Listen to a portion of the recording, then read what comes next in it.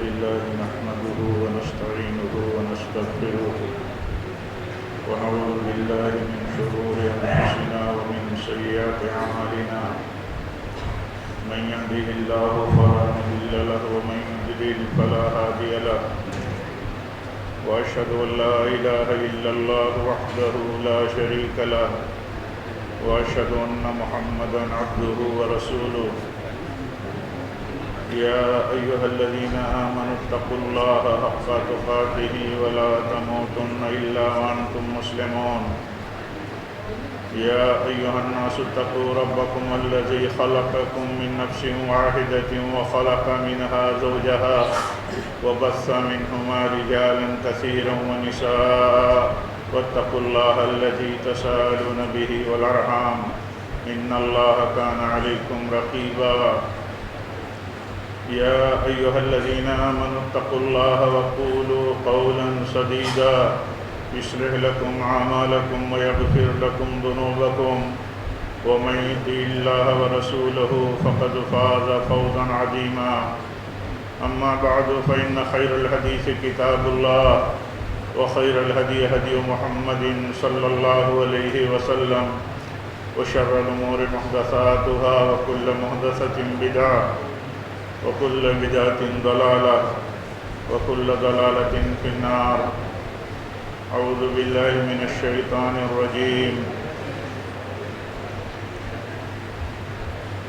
يا أيها الذين آمنوا أطيعوا الله وأطيعوا الرسول وأولي الأمر منكم فإن تنازعتم في شيء فردوه إلى الله والرسول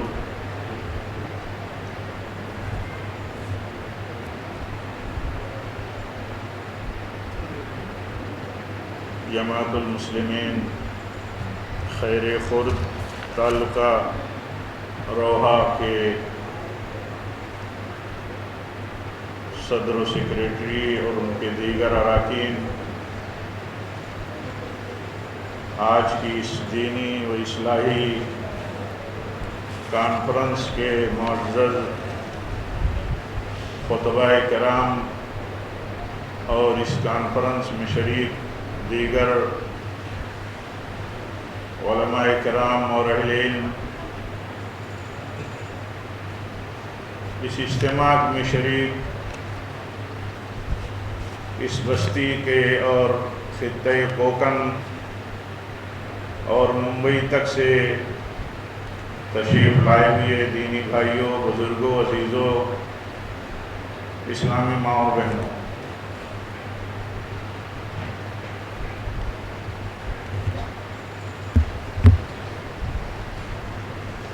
ہمارے لیے ایک اہم اور بنیادی بات یہ ہے کہ ہم یہ سمجھیں کہ ہمارے لیے سب سے بڑا مسئلہ اور سب سے بڑا ایشو کیا ہے۔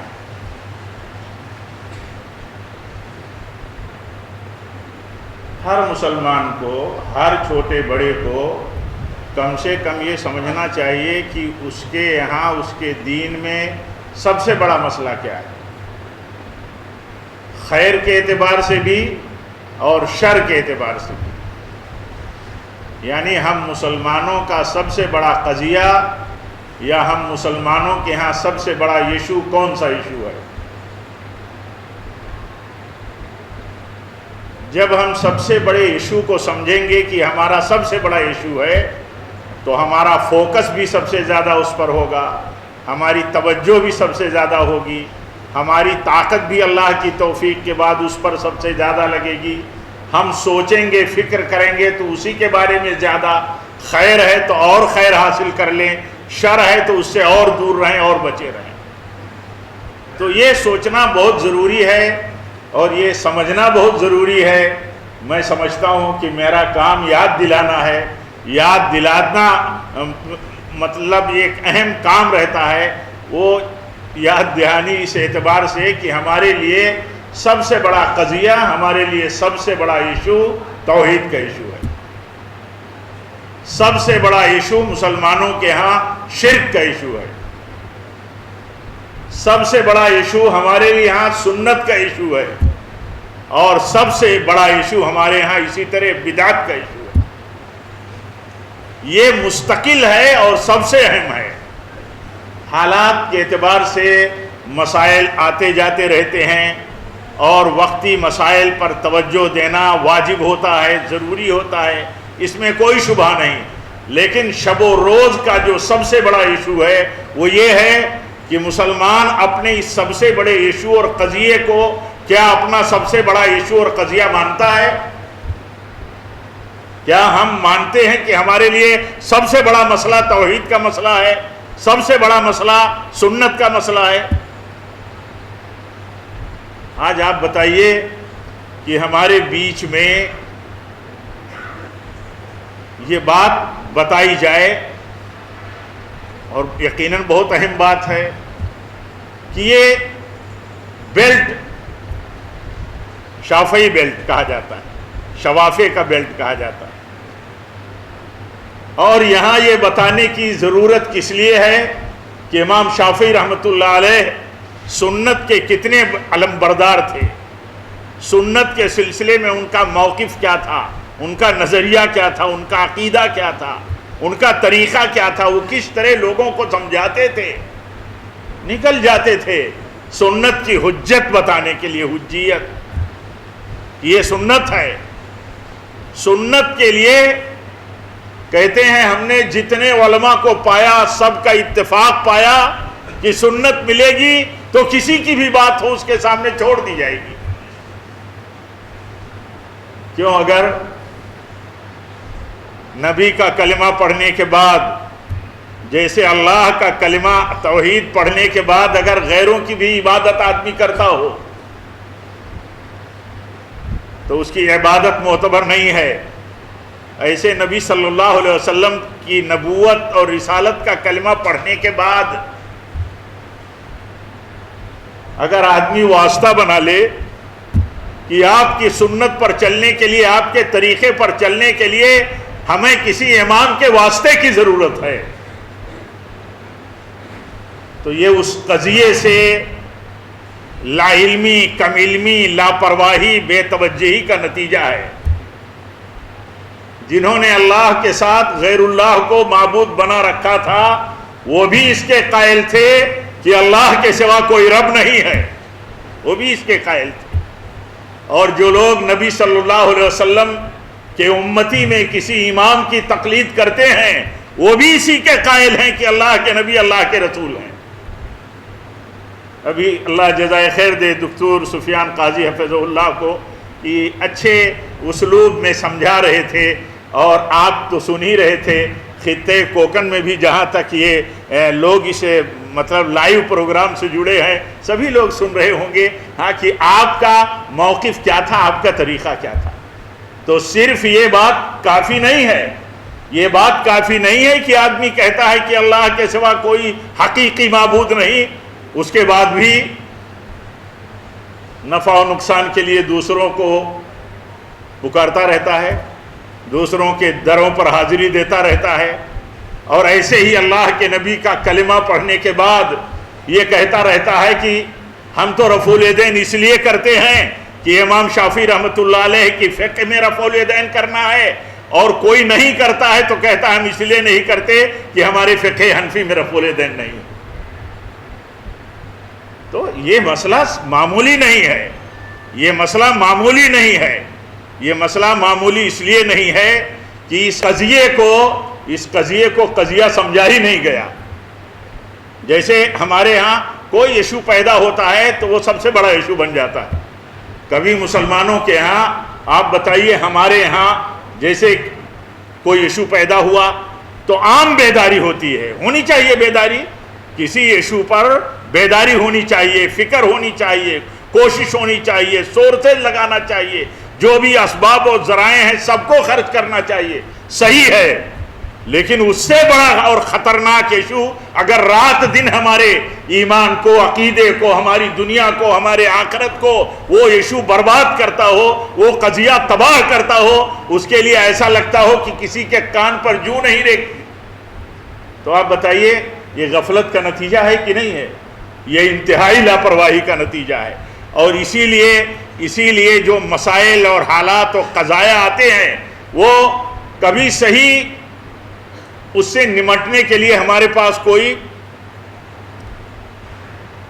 صحیح ذریعہ نہیں ہوتا، کیونکہ جو طریقے ہیں، جو اسباب ہیں مصیبتوں اور بلاؤں سے نجات کے، ہم تو یہ سمجھتے ہی نہیں ہیں کہ عام طور پر کہ ہیں کیا اصل میں۔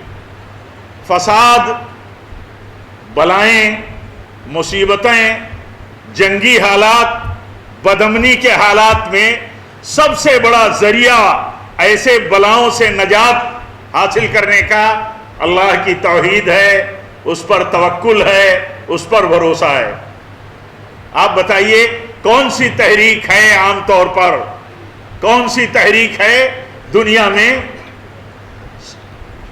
سلفیوں کو چھوڑ کر کے کن کے ہاتھوں میں کہ وہ یہ سمجھتے ہیں کہ ہمارے قضیوں اور ہماری مشکلات کا اور ان سے نجات کا اصل حل اللہ سے صحیح رشتہ، اللہ کی توحید، اللہ کے اوپر بھروسہ، اللہ کی نصرت پر ایمان اور اصول اور ضابطوں کی روشنی میں بلاؤں سے نجات کے اسباب کی نشاندہی کہاں عام طور پر ہوتی ہے۔ آدمی یہ سمجھتا ہے کہ کسی علاقے میں جنگ ہو رہی ہے تو اب اس کے لیے ہمیں بھی میدان میں اترنا چاہیے، ہمارے نوجوانوں کو بھی کہیں نہ کہیں کوئی حصہ لینا چاہیے، اور ایک دوسرے کے خلاف باتیں کرنا، دوسروں کو ان کی ذمہ داریوں کا احساس دلانا۔ اپنی ذمہ داری کیا ہے، اپنا کیا کر سکتے ہیں، اپنے پاس استطاعت کیا ہے، کیپیسٹی کیا ہے، سورسز اپنے پاس کتنے ہیں، اس کا کچھ پتہ نہیں۔ تو میرے بھائیوں، میں عرض یہ کر رہا تھا کہ ہمارا سب سے بڑا قضیہ ایمان والوں کے ہاں سب سے بڑا قضیہ یہ ہونا چاہیے کہ اس روئے زمین پر فساد، تباہی، ہلاکی، جان و مال کی بربادی سے بچنے کا سب سے بڑا ذریعہ، انسانیت کو بچانے کا سب سے بڑا ذریعہ اللہ کی توحید ہے۔ جب بھی حالات بگڑے، آپ دیکھیے اللہ کے نبی کن حالات میں نبی بنا کر کے بھیجے گئے تھے، ہر طرف خونریزی، فساد، بدامنی، ہاں یہی حالات تھے، کوئی بھی امن و امان کی صورتحال نہیں تھی، اور وہاں آپ توحید کی دعوت لے کر کے آئے، وہاں آپ توحید پیش کرنے لگے اور آپ بتانے لگے کہ فلاح کی راہ یہی ہے، امن و امان کی راہ یہی ہے۔ اگر مسلمانوں میں اتنی بڑی تعداد ہونے کے باوجود شرک عام ہو، بدعتیں عام ہو، اور ہم میں کا کوئی آدمی انکار نہیں کر سکتا۔ ابھی ہمارے شیخ نے بھی ذکر کیا، اولاد کی تربیت میں ماؤں کے کردار کے عنوان سے انہوں نے کچھ جزوی تذکرہ کیا۔ آپ بتائیے اگر شرک کی حالت ہو امت میں اور مسلمان اس بات کا احساس نہ کرے کہ یہ شرک کا مسئلہ سب سے خطرناک ہے، ان کے لیے سب سے خطرناک ہے۔ شرک پر بات کرنے والا ان کے ہاں موضوع پر، وقت کے تقاضوں پر بات کرنے والا نہیں ہوتا ہے۔ اگر ہمارا اور امت کا یہ حال ہو کہ شرک اور بدعت پر بات کرنے والا ان کے نزدیک اصل موضوع پر بات کرنے والا نہیں ہوتا، زنا، بدکاری، فحاشی پر بات کرنے والا وقت اور کرنٹ ایشو پر بات کرنے والا نہیں ہوتا، سود خوری کے موضوع پر بات کرنے والا کرنٹ ایشو پر بات نہیں کرنے والا ہوتا ہے۔ تو میں سمجھتا ہوں کہ یہ غربت ہے، یہ افلاس ہے، یہ محتاجگی ہے، اصول اور ضابطے سے لا علمی کا نتیجہ ہے۔ اللہ کے نبی فرماتے ہیں اذا ظہر الزنا والربا فی قریۃ فاحلوا بانفسهم عذاب اللہ رب العالمین۔ اللہ کے نبی فرماتے ہیں جس بستی میں زنا عام ہو، سود خوری عام ہو، تو اس بستی کے لوگوں نے اللہ رب العالمین کے عذاب کو اپنے اوپر حلال کر لیا، گویا کہ نازل کر لیا عذاب اللہ کا۔ اللہ کا عذاب کہیں نظر آتا ہو، اللہ کی پکڑ کہیں نظر آتی ہو، بہت ساری اس کی صورتیں اور شکلیں ہوتی ہیں، تو طریقہ کیا ہے؟ اس سے نجات اور نکلنے کا صحیح راستہ کیا ہے؟ اس سے نجات اور نکلنے کا صحیح راستہ یہی ہے کہ امن و امان ملے گا تو توحید سے ملے گی، اللہ کے عذاب سے بچاؤ اللہ تعالیٰ کے حرام کردہ چیزوں سے بچنے اور اجتناب سے ملے گی، اور ایسے ہی توبہ و استغفار سے ملے گی۔ ہم اگر یہ سمجھتے ہیں کہ ہم گناہگار ہیں، سماج میں، کمیونٹی میں عام طور پر گناہ غالب ہے، اور اسی کے ساتھ اللہ تعالیٰ کی طرف سے مصیبتیں ہیں، اس کی مشیت کے بغیر کچھ نہیں ہوتا، کچھ نہیں ہوتا۔ ابھی آپ سن رہے تھے، مجھے خطاب نہیں کرنا ہے اور نہ وقت ہے، لیکن آپ بتائیے، اللہ کی مشیت کے بغیر کچھ نہیں ہوتا، اللہ کی مشیت کے بغیر کچھ نہیں ہوتا، تو اللہ تعالیٰ کے نظام اور اس کے قانون کا یہ حصہ ہے کہ بلائیں گناہ کے بغیر نہیں آتی، بلائیں گناہ کے بغیر نہیں آتی، اور بلائیں توبہ کے بغیر جاتی بھی نہیں ہیں۔ یہ ہمارا کرنٹ ایشو ہے۔ دنیا میں فتنوں سے نجات کی راہ ہمارے لیے یہی ہے کہ اپنی توحید مضبوط کریں، اپنی سنت مضبوط کریں، توحید کی بنیاد پر جمع ہوں اور سنت کی بنیاد پر جمع ہوں۔ جتنے بھی اسباب ہیں اور جتنی بھی شکلیں ہیں ہمارے اتحاد کو توڑنے والی اور ہمیں گروپوں میں جن کی وجہ سے بانٹ کر کے رکھا ہے، ان ساری چیزوں سے بچنے کے لیے ہمارا کام ہے کہ ہم بچنے کی راہ اپنائیں اور بچنے کی نصیحت کریں، کیونکہ فتنوں سے نکلنے کی راہ یہی ہے اور حکمت یہی ہے۔ آج میں نے پہلی بار، میں سمجھتا ہوں کہ شیخ دکتور سفیان کی تقریر مجھے پوری سننے کا موقع ملا، جہاں بھائیوں نے ٹھہرایا تھا وہاں میں سمجھتا ہوں کہ اندر سے باہر اور آواز اچھی آ رہی تھی۔ وہ ذکر کر رہے تھے امام وقت امام شافعی رحمۃ اللہ علیہ کا، واللہ جب ان کا ذکر آتا ہے تو یہ اہل الحدیث کے یہاں ان سے اور محبت بڑھ جانی چاہیے، کیونکہ وہ خود بے پناہ محبت کرتے تھے اہل الحدیث سے۔ وہ کہتے تھے کہ میں جب کسی اہل الحدیث کو دیکھتا ہوں تو ایسا لگتا ہے میں نے کسی صحابی رسول کو دیکھا ہے، اتنی محبت کرتے تھے وہ۔ اور یہاں اہل الحدیث اور شوافی میں بٹوارہ کر کے رکھا گیا۔ وہ جانیں جو اس راہ پر چلتے ہیں کہ انہیں اللہ کے حساب کی شکل میں دینا ہے، لیکن امام شافعی رحمۃ اللہ علیہ کا ذکر آیا اور ایسے آج کے حالات میں حکمتوں کی بات ہو رہی ہے، تو امام شافعی رحمۃ اللہ علیہ کا قول ہے، وہ فرماتے ہیں الحکمہ فی الکتاب والسنہ، کہتے ہیں حکمت تو قرآن اور حدیث میں موجود ہے، قرآن و حدیثی حکمت ہمیں بتاتے ہیں، یہیں سے ہمیں حکمت اور سوجھ بوجھ حاصل ہونے والی ہے۔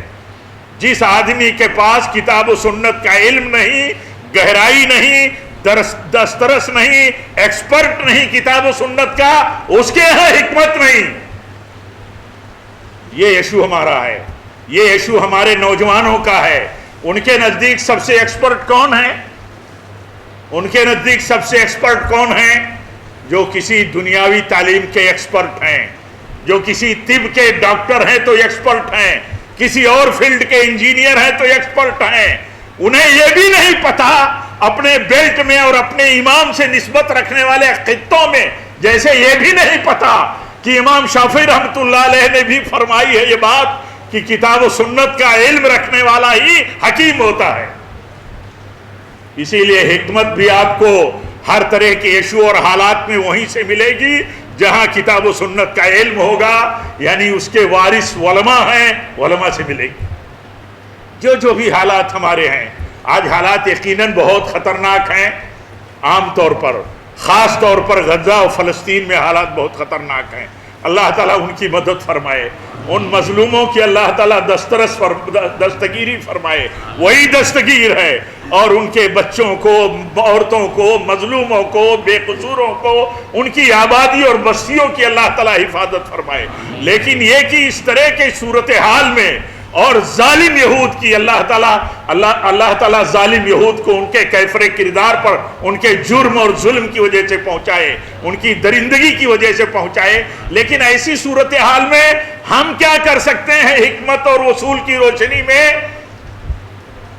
ہمارے لیے ایشو یہ ہے کہ اس موقع پر جو ہمارے کتاب و سنت کے حکمت کا علم رکھنے والے علماء ہیں، وہ جو ہمیں رہنمائی دیں گے، اس رہنمائی کی روشنی میں ہمیں کام کرنا ہے۔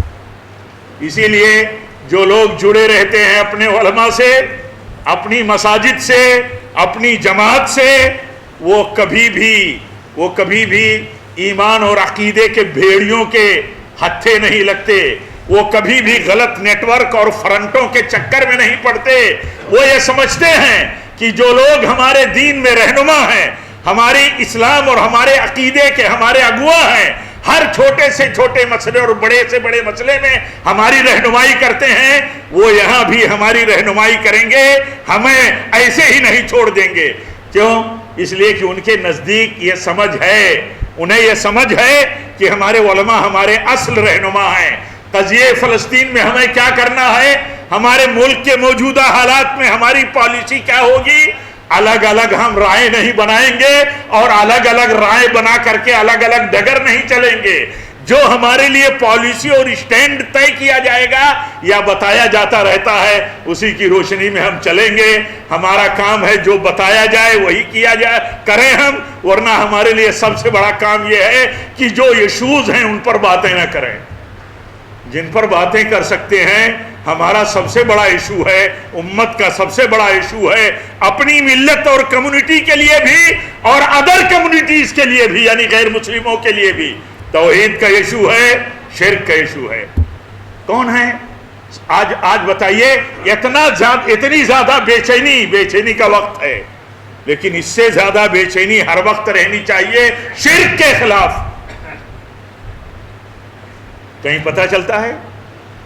کہیں نہیں پتہ چلتا ہے، عام طور پر نہیں پتہ چلتا ہے۔ میرے بھائیوں، اس لیے اس کا خیال رکھنا بہت اہم ہے، بہت ضروری ہے کہ ہم ترتیبات سمجھیں، ترجیحات سمجھیں، سب سے بڑا ایشو سمجھیں، سب سے بڑے ایشو اور اس کے علاوہ ایشو کی تدبیریں کیا ہیں ان کو سمجھنے کی کوشش کریں۔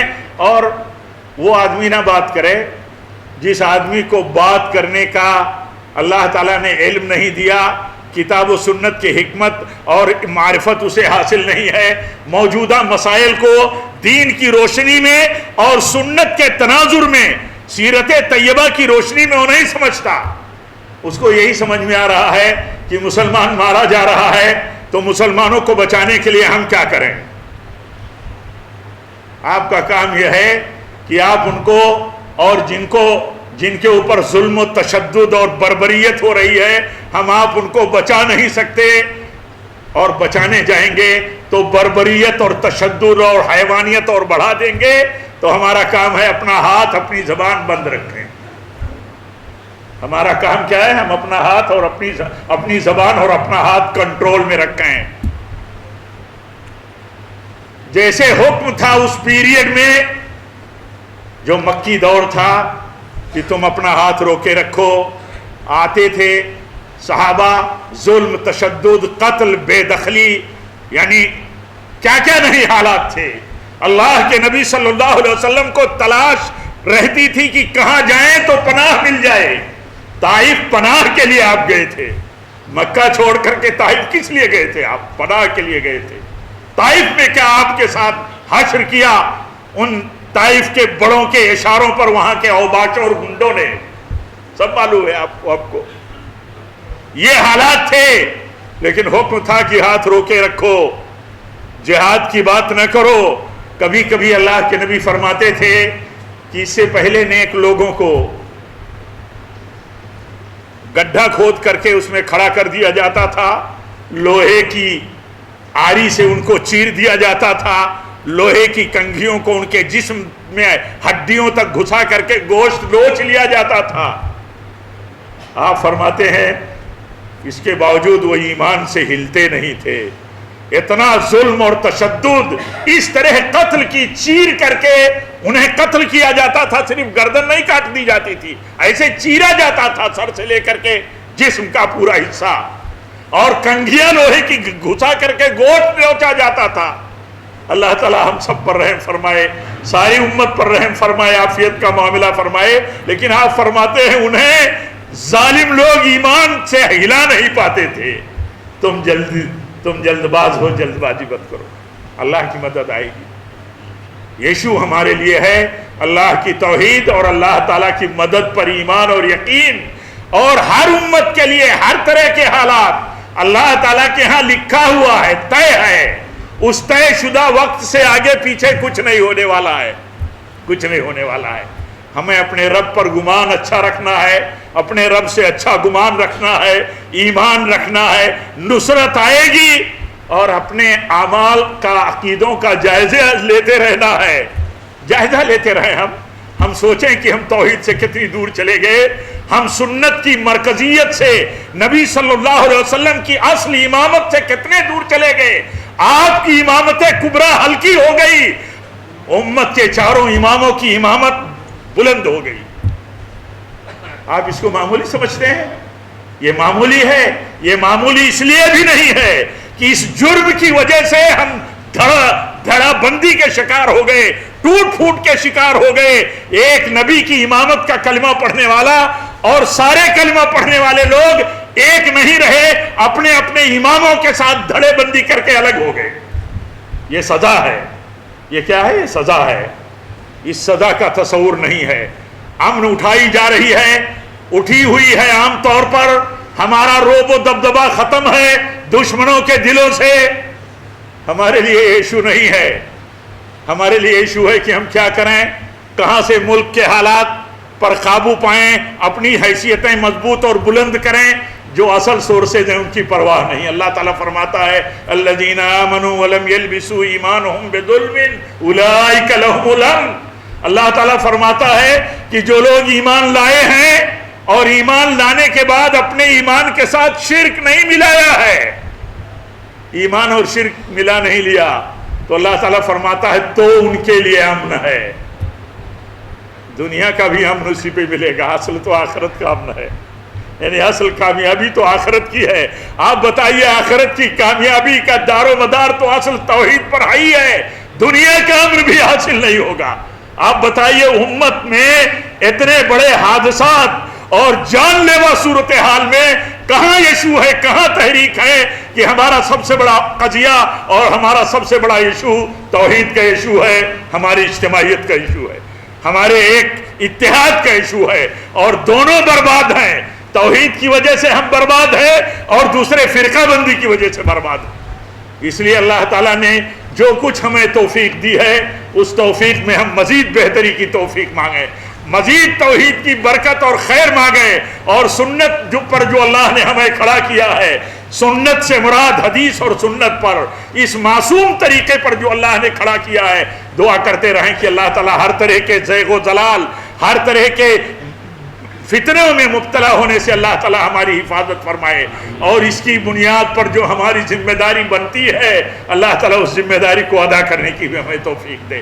ہم کسی کو، کسی طبقے کو، کسی فرد کو اور کسی گروپ کو، کسی طائفہ کو ہم کسی اس نقطۂ نظر سے نہیں بات کرتے کہ انہیں کسی طرح کی چوٹ لگے، بات اس نقطۂ نظر سے کرتے ہیں کہ آپ غور کرو، آپ سوچو، دلائل النصوص میں اترو، آپ اپنے خطے میں اتنی عظیم نسبت امام شافعی رحمۃ اللہ علیہ کی طرف رکھتے ہیں، تو آپ یاد کرو کہ امام شافعی رحمۃ اللہ علیہ کا عقیدہ کیا تھا، سنت کے سلسلے میں ان کی غیرت اور ان کا جہاد کیا تھا۔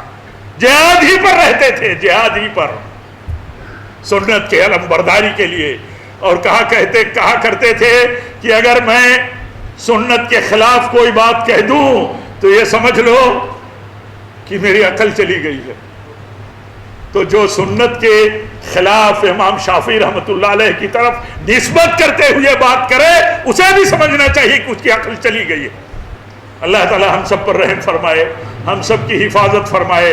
رب العالمین خطے کوکن میں جو ہمارے فضلہ دکتور سفیان ہیں، ہمارے بزرگ شیخ انور یوسفی ہیں، اور ان کا مشن ہے، اور یہ محصلہ جامع محمدیہ اور ان کے تعلیمی دعوتی ادارے کا جو مشن ہے، آپ کا جو مشن ہے، اللہ تعالی ہم سب کو مل کر کے اس مشن کو ایماندارانہ اٹھائے رکھنے کی توفیق دے، اس کی ذمہ داریوں کو ادا کرنے کی توفیق دے۔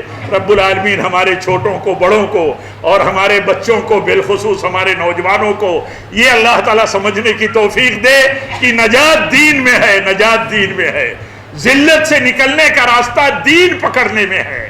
فلسطین کے بارے میں کچھ نوجوانوں نے وہاں کے سابق مفتی سے پوچھا کہ فلسطین ہمیں کیسے واپس ملے گا؟ تو انہوں نے کہا اللہ کی طرف واپس آ جاؤ گے تو فلسطین تمہارے پاس واپس آ جائے گا۔ آپ سوچئے، یہ ہے طریقہ کتاب و سنت کے ایکسپرٹ کا، کہ ہمارے ہاتھوں سے اگر دنیا اور عزت جا رہی ہے تو ہمیں غور کرنا چاہیے کہ کہاں ہم نے اللہ تعالیٰ کا دین اور عقیدہ چھوڑا ہے اور اس میں ہم کمزور ہوئے ہیں۔ اللہ تعالیٰ ہم سب کو صحیح سمجھ عطا فرمائے۔ رب العالمین جب تک ہم زندہ رہیں تقویٰ پر رہیں، تیرے دین پر رہیں، تیرے نبی کی سنت پر رہیں، مسلک سلف پر رہیں، اور جب بھی ہماری موت ہو تو اسی پر ہو۔ وآخر دعوانا الحمدللہ رب العالمین، والسلام علیکم ورحمۃ اللہ وبرکاتہ۔